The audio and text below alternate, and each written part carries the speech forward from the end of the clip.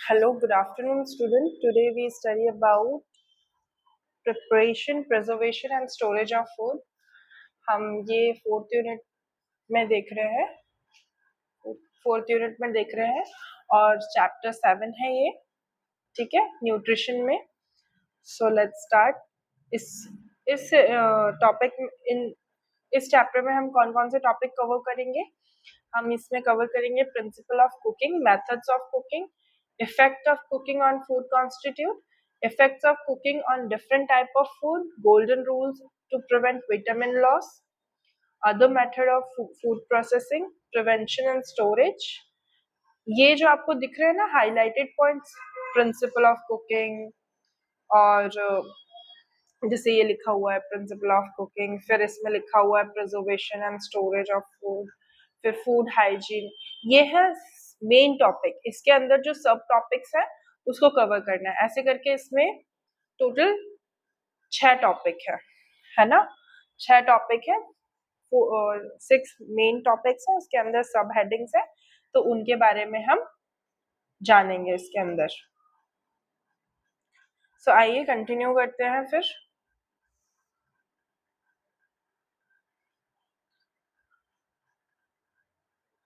सो सबसे पहले हमारा है प्रिंसिपल ऑफ कुकिंग.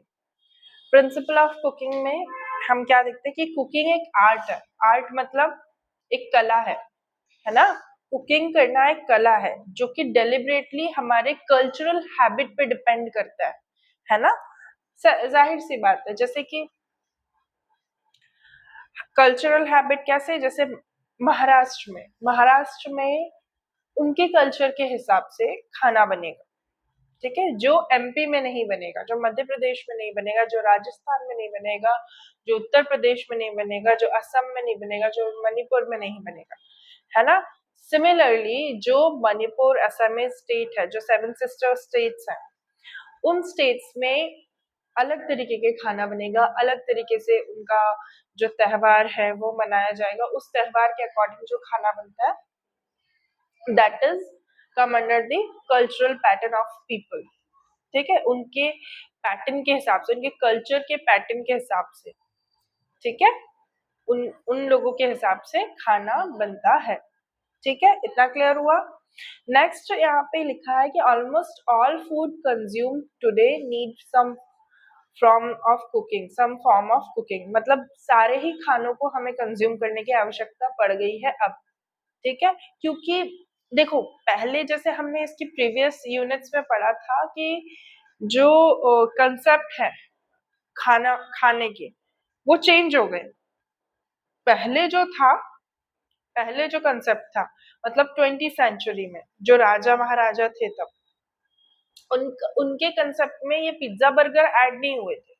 उनके इसमें जितनी भी चीजें तुम खाओगे, मिठाई से लेके, हलवा से लेके, खीर से लेके, रोटी चपाती से लेके, जितने भी व्यंजन तुम खाओगे सबकी सब बहुत ही न्यूट्रिशियस होते थे, बहुत ही ज्यादा पौष्टिक होते थे, बहुत ही ज्यादा पोषण रहता था उसमें. समझ में आया. लेकिन अभी के कंपैरेटिवली इन सभी चीजों का जो है वो बहुत ज्यादा कम हो गया. अब लोग क्या करते हैं पसंद कि इतना कौन बनाए. अब डाइन इन करके खाते हैं, मतलब रेस्टोरेंट्स में जाके वहां बैठ के ऑर्डर करके पैसे देके खाना पसंद करते हैं, जबकि वो फूड बहुत ही इजीली तुम बना के खा सकते हो. लेकिन अब सारी चीजें चेंज हो गई है ना. तो सिमिलरली यहाँ पे भी हमको बताया गया है जैसे कि टेक्स्ट बुक में कि सारे के सारे फूड खाने की हमको आवश्यकता है. अगर हम ज्यादा पिज्जा बर्गर खाएंगे तो कोलेस्ट्रॉल लेवल बढ़ जाएगा, शुगर बढ़ सकती है ना. और कार्बोहाइड्रेट ज्यादा बढ़ेगा तो ग्लूकोज ज्यादा बनेगा, ग्लूकोज ज्यादा बनेगा तो शुगर ज्यादा बढ़ेगी, है ना. तो इस तरीके से तो इसमें यही बताया गया है कि सभी चीजें खानी है, सारे वेजिटेबल्स, सारे फ्रूट्स, सब कुछ खाना है. सैलेड, चटनी, जो भी है, जो पहले जो चला आ रहा है पिकल सेव कर प्रिजर्वेटिव फॉर्म में, है ना, चटनी सेव करना प्रिजर्वेटिव फॉर्म में, ये पहले की तरफ से चला आ रहा है. पहले इतनी वेराइटीज नहीं होती थी, पहले जो है वो यही सब चल रहा है. तो अब ये सारी चीजें ये सारे प्रिंसिपल्स हैं, ये हर तरह के कल्चरल पैटर्न पे डिपेंड करते हैं। जितना भी खाना पीना है ये कल्चरल पैटर्न पे डिपेंड करता है। जैसे कि कहीं कहीं पे आम का अचार फेमस होता है बहुत, है ना। नॉर्थ ईस्ट कह रहे हैं, नॉर्थ इंडिया में जाओगे तो तुमको आम का अचार ही फेमस मिलेगा।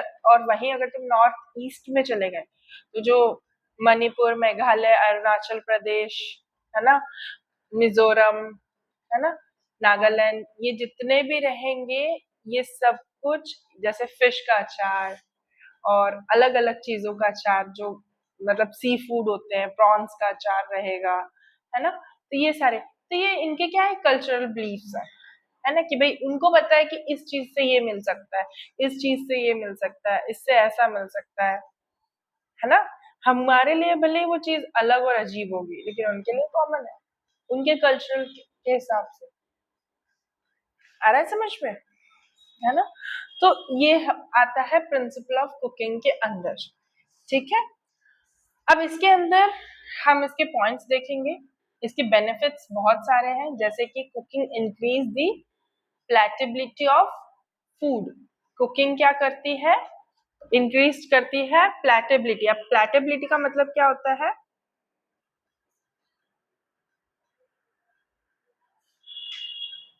प्लेटेबिलिटी का मतलब क्या होता है,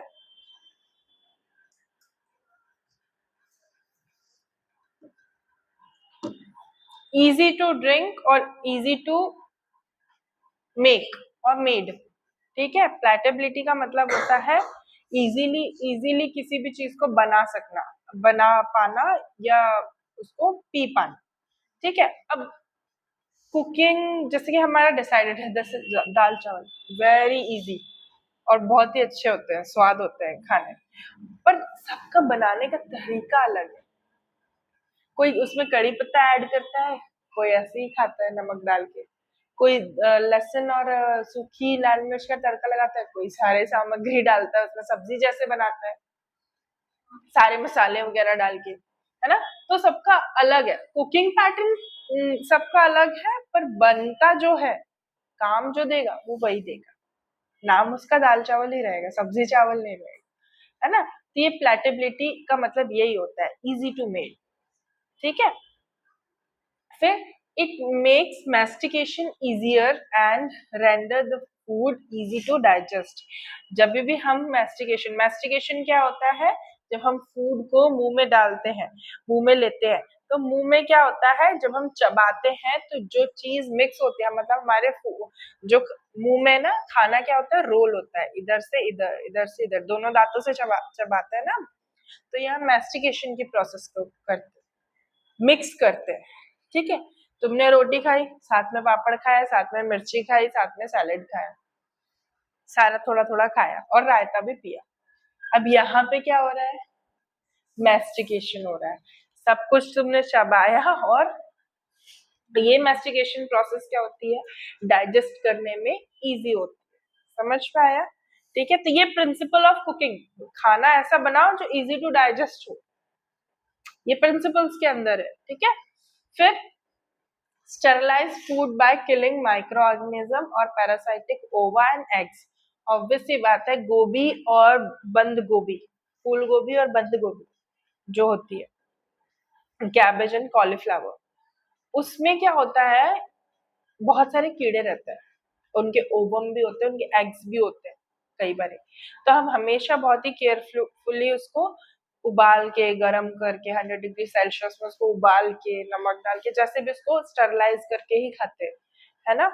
तो ये स्टरलाइज्ड एक प्रोसेस है, बॉइलिंग स्टरलाइजेशन तुम लोगों ने देखा है ना असाइनमेंट में। वो स्टरलाइजेशन ये प्रोसेस ये है कि हम उस चीज को उबाल कर क्लीन कर रहे हैं, ठीक है, 2-3 पानी से धोकर फिर ही बनाते हैं, ठीक है, ताकि जितने भी पैरासाइटिक इफेक्ट है उसके किल्ड हो जाए। क्योंकि जो पेस्टिसाइड्स जो छिड़कते हैं फार्मर्स, वो भी उसका भी जो एक्टिव फॉर्म में अगर हो तो वो भी हट जाए, है ना। तो स्टरलाइजेशन। फिर आता है self life increase the destruction और स्पॉइलेज ऑर्गेनिज्म और डीनेचुरलाइजेशन ऑफ एंजाइम। देखो यहाँ पे जो शेल्फ लाइफ मतलब होता है उनके जीने की, उनकी जो जीने की जो लाइफ स्पैन होती है। जैसे कीड़ा कितने दिन जिएगा, एग उसका कितने दिन में बाद फूटेगा। तो ये जो शेल्फ लाइफ है ना, ये इंक्रीज कर सकती है फूड को स्पॉइल करने के लिए। स्पॉइल मतलब खराब करने के लिए।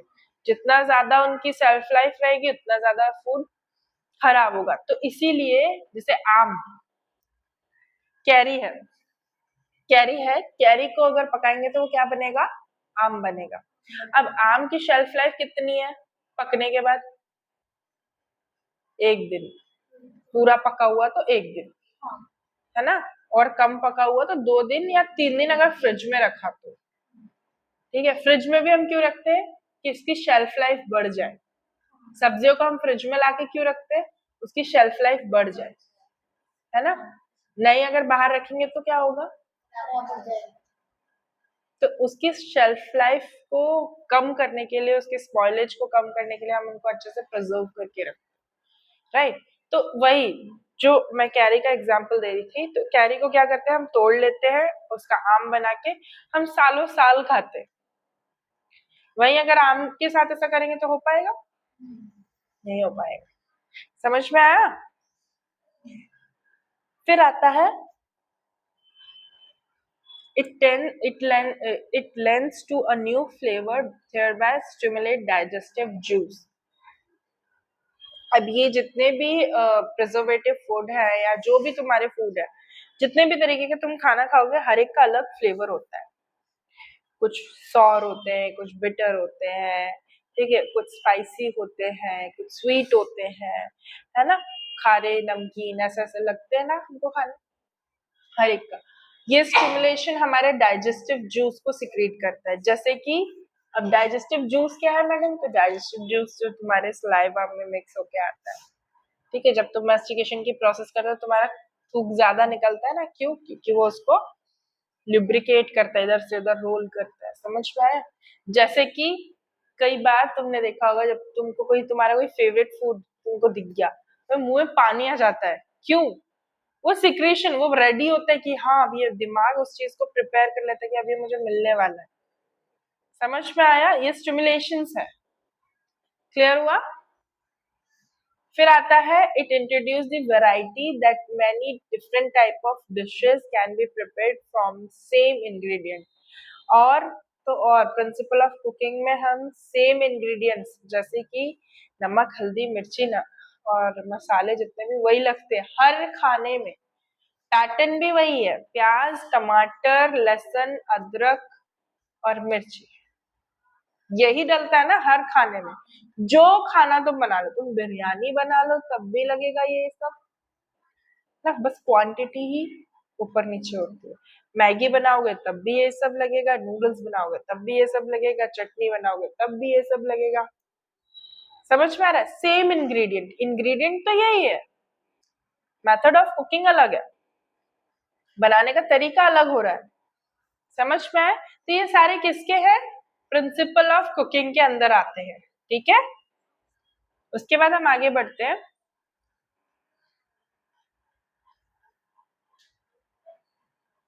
मेथड ऑफ कुकिंग, ठीक है। मेथड ऑफ कुकिंग में तुम लोग देख रहे होंगे कि इसमें लिखा हुआ है, इसमें एक चार्ट बना हुआ है किस किस तरीके से हम कुक करते हैं, ठीक है। पहला है सिमरिंग। सिमरिंग मतलब धीमी गैस करके कुछ चीज को उबालते हैं ना, सिमर करते हैं, है ना, थोड़े थोड़े बुलबुले आते हैं उसमें, दैट इज कॉल्ड सिमरिंग।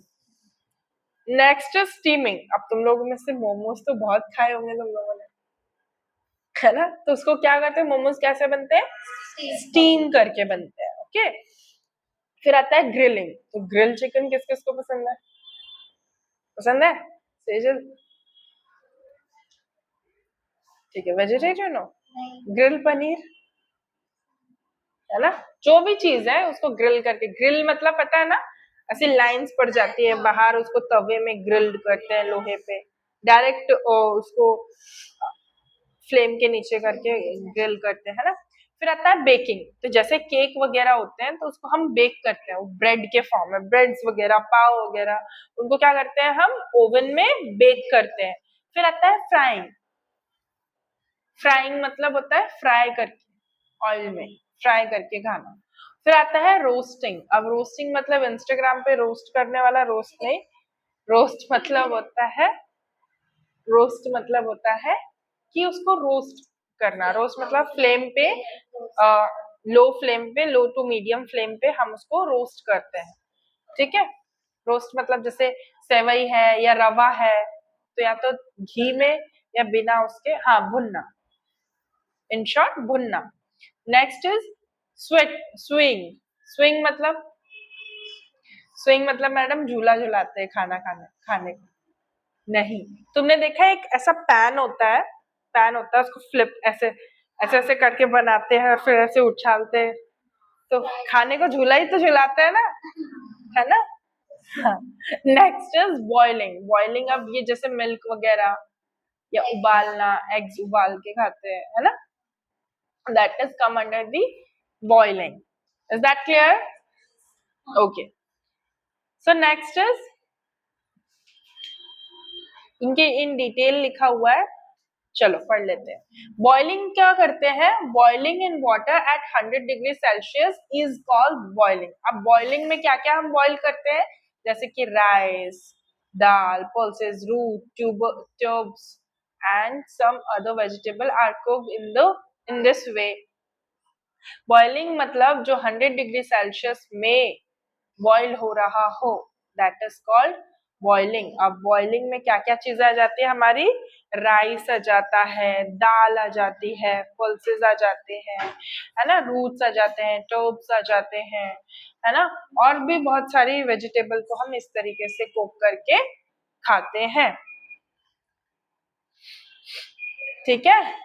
फिर जो एक्सेस वाटर है वो भी, वो उस मतलब इसकी वजह से जो एक्सेस वाटर है, इसकी वजह से उसमें विटामिन और मिनरल्स का लॉस होता है, ठीक है। जो बॉइलिंग, अगर तुम ज्यादा किसी चीज को बॉईल कर दोगे तो उसमें से उसका जो विटामिन और मिनरल्स है, ऑब्वियस सी बात है, वो क्या हो जाएंगे, लॉस हो जाएंगे, ठीक है। Boiler should be minimum amount में, मतलब कम पानी में, कम क्वांटिटी में, ज्यादा देर तक बॉईल नहीं करना, उनको कम पानी में ही बॉईल करना है, ताकि उसके जो मिनरल्स और विटामिन है वो लॉस ना हो। Next is simmering. सिमरिंग देखो, cooking below the boiling point. अब बॉइलिंग पॉइंट कितना है, 100 डिग्री सेल्सियस। तो 100 degree Celsius that mean I dot E का मतलब होता है दैट मीन, ठीक है, ठीक है। और फॉर एग्जाम्पल भी होता है, दैट मीन भी होता है, या ठीक है। और वो जो 3 डॉट ट्राइंगल में रहते हैं ना, उसका क्या मतलब होता है, therefore, ठीक है। So that mean about 85 degrees Celsius is called simmering, ठीक है। 85 डिग्री सेल्सियस में अगर सिमर कर रहे हैं, कुछ चीज उबाल रहे हैं, दैट इज कॉल्ड सिमरिंग, ठीक है। अब उसमें हम क्या क्या उबालते हैं, मीट हो गया, फिश हो गया, है ना, ये बेस्ट वे है कुकिंग का, इनको कुक करने का, ठीक है। हायर टेम्परेचर पे मीट अपना फाइबर लॉस करता है, ठीक है, और हैंड्रेड हो जाता है। हैंड्रेड मतलब ऐसे कटा कटा अजीब सा हो जाता है, मतलब अपने जैसे, अब मीट हड्डी में ही लगा हुआ अच्छा लगता है ना, हड्डी से बाहर आके अजीब सा दिखे, कट जाए, छोटे छोटे पीसेस में हो जाए, तो वो अच्छा नहीं लगता, राइट। तो वही, तो उसको सिमरिंग में करते हैं। अब आता है स्टीमिंग। स्टीमिंग में आता है, the principle is employed in pressure cooker in which food is cooked by the heat of direct steam. Food किस में कुक हो रहा है, डायरेक्ट स्टीम में, जैसे कि प्रेशर कुकर इसका अच्छा एग्जांपल है ना। तो this temperature attend higher than 100 degree Celsius. Higher than 100 degree Celsius मतलब 100 डिग्री सेल्सियस से भी ज्यादा उसको लगता है फ्लेम, ठीक है। टेम्परेचर इसका 100 डिग्री सेल्सियस से भी ज्यादा प्रेशर का होता है, ठीक है। और ये किसमें होता है, प्रेशर कुकर में। बेटर मेथड है cook since save nutrient, fuel और टाइम। टाइम को भी सेव करता है, एनर्जी को भी सेव करता है, न्यूट्रिएंट को भी सेव करता है। जो हमने फ्यूल जो लगा रहे हैं वो भी सेव रहे, ठीक है। फिर आता है स्विंग। स्विंग मतलब the matter differ from boiling in that comparatively smaller amount of liquid is use. Sweating है ये, सॉरी मैंने स्विंग पढ़ा था। स्वेटिंग, स्वेटिंग मतलब स्वेटिंग है, स्वेटिंग, सेटविंग, सेटविंग लिखा है तो वो स्वेटिंग है। हाँ, तो फिर तो तो यहाँ पे स्वेटिंग है तो ये कौन सा मेथड आएगा, ये डिफरेंट रहेगा बॉइलिंग पॉइंट से। तो इसमें comparatively smaller amount of liquid is used. इसमें क्या होगा, स्मॉलर अमाउंट ऑफ लिक्विड मतलब लिक्विड जो रहेगा जिसमें तरल पोर्शन पोर्शन जो रहेगा, जैसे पानी, पानी में अगर तुम ये कर रहे हो तो कम कम उसमें। जैसे मैं तुमको इसका एग्जांपल, जब हम सब्जी को पकाते हैं तो हल्का पानी डालते हैं और ढक देते हैं एकदम लो फ्लेम करके, क्यों, हम उसको भाप में पकने देते हैं। तो तुमने देखा है कि पानी जो ढक्कन है उसमें बहुत सारा पानी वेपराइज्ड होता है ना, दैट इज कॉल्ड स्टीमिंग। समझ में आया। फिर आता है रोस्टिंग, रोस्ट करना, जैसे बारबेक्यू प्रोसेस होती है इसमें, ठीक है। Roast, food is simmered with the little fat and exposed directly to the heat और flame, जैसे चिकन और tender mutton. be cooked by this method, chicken को हम रोस्ट करते हैं। चिकन हम क्यों रोस्ट करते हैं, क्योंकि वो खुद ही अपना ऑयल छोड़ता है, उसको ऑयल और ग्रीस की जरूरत नहीं होती, उसके फैट में इतना ऑयल होता है वो आराम से छोड़ता है। फिर आता है frying, frying method. What is this method saying this is a two type of shallow और deep fry। देखो shallow fry और deep fry।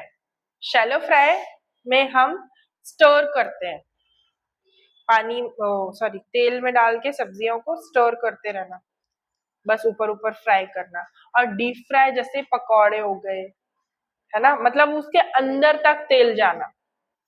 समझ में आया। मैकडोनल्ड के फ्रेंच फ्राइज पसंद है तुम्हें, बर्गर पैटी पसंद है, बोलो सेजल, हाँ या ना, पसंद है ना, उसी को बोलते हैं डीप फ्राई। समझ में आया, वो डीप फ्राई होता है, ठीक है। अब आता है बेकिंग। अब बेकिंग तो सबको बताओ, ओवन में करते हैं, हॉट एयर ओवन में, ठीक है। ये एक्सपेंसिव मेथड होती है ना। और इसको कितने डिग्री टेम्परेचर में किया जाता है, 250 टू 500 डिग्री फ़ारेनहाइट। देखो ध्यान रखो, उसमें सेल्सियस में हो रहा था, इसमें फ़ारेनहाइट में हो रहा है, ठीक है। इसमें क्या क्या बनता है, ब्रेड बनती है, बिस्किट बनता है ना, और भी बहुत बहुत कुछ बनता है, केक वगैरह, है ना, ये सब बेकिंग के थ्रू बनते हैं। Next is grilling method. Grilling method में क्या होता है, it is a cooking by direct heat. ये कौन सी टाइप की कुकिंग होती है, डायरेक्ट हीट वाली, फिर ठीक है। इट कैन बी डन इधर इन अ ग्रिल और डायरेक्ट ऑन अ फ्लेम। जैसे बैगन का भरता बना रहे, तो बैगन का भरता इसका बेस्ट एग्जांपल है। या तो उसको ग्रिल करते हैं पैन में, ग्रिल पैन में, और नहीं तो उसको डायरेक्ट फ्लेम के नीचे रख देते हैं, बेचारे का भरता बन जाता है, ठीक है। उसे पूरे कपड़े उतार लेते हैं, उसको ऐसी भरता बना के खा लेते हैं, ठीक है। ग्रिल्ड कबाब बनता है, चीज टमाटोज ब्रिंजल्स, देखो इसमें भी मेंशन है ना। ये क्विक मेथड होती है बनाने की, ठीक है, नहीं तो उबाल के भी बैगन का भरता बनता है। चलो next is effect of cooking on food constitute. Effect of cooking on food constitute. अब आता है इसमें कार्बोहाइड्रेट का क्या इफेक्ट होता है, प्रोटीन्स का क्या इफेक्ट होता है, फैट का क्या इफेक्ट होता है, मिनरल्स का और विटामिन का, ठीक है। तो कार्बोहाइड्रेट सबसे पहले देखते हैं। As a result of heating in water The starch granule absorb water, swell up and eventually burst. Carbohydrate में जो स्टार्च है, अगर हम पानी में उबाल रहे हैं, ठीक है, अगर हम कार्बोहाइड्रेट वाली चीज, कार्बोहाइड्रेट जैसे आलू, आलू कच्चा आलू, ठीक है, आलू कच्चा आलू क्या होते हैं, दोनों आलू की बात हो रही है यहाँ पे, स्वीट पोटैटो और पोटैटो, आलू और कच्चा आलू उसको बोलते हैं, ठीक है। तो उसके जो ग्रैन्यूल्स हैं वो वाटर के एब्जॉर्प्शन में आते हैं, तो स्टार्च जो उसका जो स्टार्च होता है वो स्वेल हो जाता है और इवेंचुअली बर्स्ट हो जाता है। तो तुमने जब भी देखा होगा आलू पहले छोटे रहते हैं, फिर वो फूल के, देखा है, बड़ी जो होती है उबालोगे तो वो बड़ी बड़ी हो जाती है, सोया चंक्स जिसको हम कहते हैं। समझ में आया? स्टार्च की डेफिनेशन समझ में कि मैडम कैसे, तो वो ऐसे होता है, अंदर वो स्वेल कर देता है उन चीजों, समझ में आया? ऐसा। फिर क्या होता है, इसको हम क्या बोलते हैं, जेंटल, नहीं, जिलेटिनाइजेशन, जिलेटिनाइजेशन इसमें of starch, this is known as gelatinization of starch. Maximum gelatinization occur at boiling point temperature. ये gelatinization कब होता है, boiling point के temperature में होता है, ठीक है। Is that clear? There is also large increase in volume for as for example rice when cooked increase gently in bulk. देखो सही बात है, जब राइस के बारे में बात करते हैं, राइस, राइस में तो स्टार्च भी होता है ना, तो जब हम राइस जब धोते तब तुमने देखा होगा बारीक दाने रहते, तुम कोई भी राइस ले लो, तुम चाहे बिरयानी राइस ही क्यों ना ले लो, ठीक है, तो जब हम उसको धोते हैं छोटे छोटे अमाउंट में रहता है, जैसे ही हम उसको प्रेशर कुकर में कुक करते हैं, ठीक है, तो वो कार्बोहाइड्रेट की में जो उसके चेंजेस क्या आते हैं, उसकी जेलेटिनाइजेशन, मतलब जेलेटिन की जो परत है वो हटके उसका स्टार्च जो है वो बर्स्ट होके उसको क्या कर देता है, स्वेल कर देता है, तब वो फूले फूले एक साथ स्वेल अप होके चावल बनके निकलता है। Is that clear? ठीक है। Next is protein. प्रोटीन क्या होता है, कॉगुलेशन, कॉगुलेटेड होता है एट 60 डिग्री सेल्सियस। प्रोटीन क्या होता है, कॉगुलेटेड होता है कितने डिग्री सेल्सियस में, 60 डिग्री सेल्सियस, और boiling hundreds albumin and globulin, this can be the best seen in the case of egg. अब देखो प्रोटीन, प्रोटीन 60 डिग्री सेल्सियस में होता है, जो एल्बुमिन, एल्बुमिन पार्ट क्या होता है पता है, एग होता है ना, एग, एग का जो व्हाइट व्हाइट वो होता है, दैट इज कॉल्ड एल्बुमिन, ठीक है। तुमने देखा होगा एग को जब वो बॉईल करते हैं तो एकदम जो बाहर की जो लेयर बनती है ना, white white white white, that is called albumin, उसमें से दोनों की रिएक्शन होती है, ठीक है, और ये एल्बुमिन और ग्लोबुलिन दोनों का रिएक्शन होता है बॉइलिंग के टाइम पे, और उस कारण से ये एग बन के निकलता है, बॉइल्ड एग मिल के निकलता है। If the egg is boiled for a long time the albumin becomes very tough. जब अगर एल्बुमिन सॉरी अगर जब एग को हम लंबे समय तक बॉईल करेंगे तो जो एल्बुमिन की जो लेयर है टफ बन जाएगी, ठीक है। बाहर जो व्हाइट व्हाइट जो शेल होती है ना, उसको उसके अंदर की एक परत चढ़ी होती, तुम कभी भी अंडा छीलोगे तो देखना, वो एल्बुमिन वो टफ हो जाता है, ठीक है, बहुत देर तक खोखने में भी नहीं निकले, समझ में आया? तो ये किसके रिएक्शन की वजह से होता है, ये इसी के रिएक्शन की वजह से होता है। फिर आता है fat. Fat affected by heat. Fat कब अफेक्ट होता है, हीट के वजह से। Chemical reaction take place when oil is heated continuously.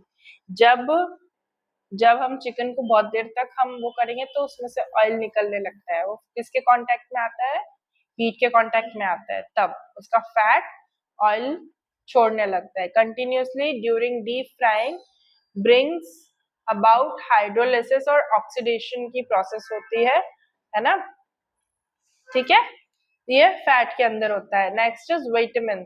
Vitamin में there are unavoidable loss of vitamin during cooking. Cooking के टाइम पे बहुत सारे विटामिन लॉस होते हैं, ठीक है, मतलब हम उनको अवॉइड करना नहीं चाहते, पर होते हैं, अब क्या ही करें, बनाना तो पड़ेगा, करना तो पड़ेगा।